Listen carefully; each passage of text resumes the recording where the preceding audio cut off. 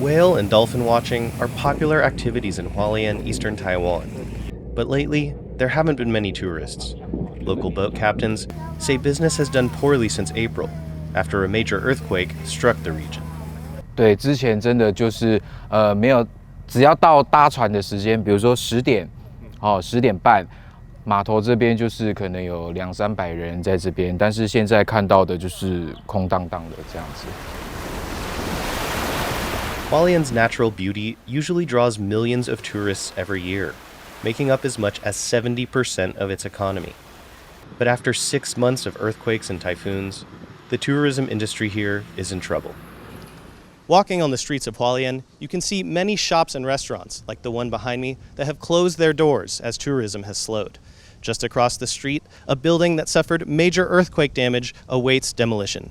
Both are evidence of the physical and economic damage this year's natural disasters have brought and that the region is still living with.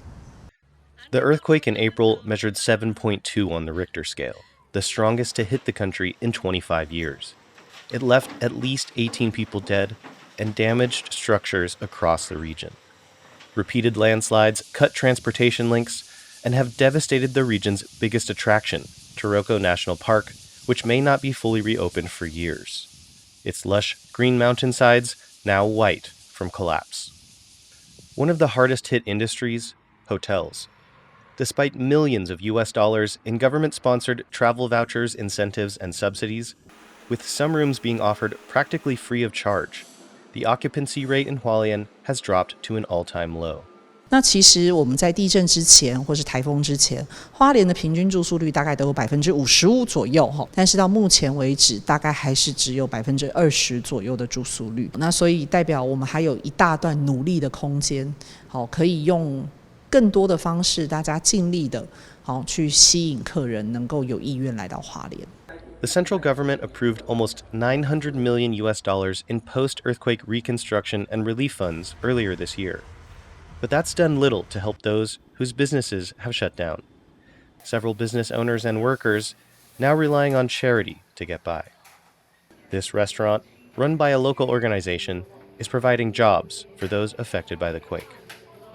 现在总会在0403地震发生的时候啊，我们这边也是成为灾民的安置避难所，所以我们在想说，他们住在这里，我们还可以提供什么样子的协助？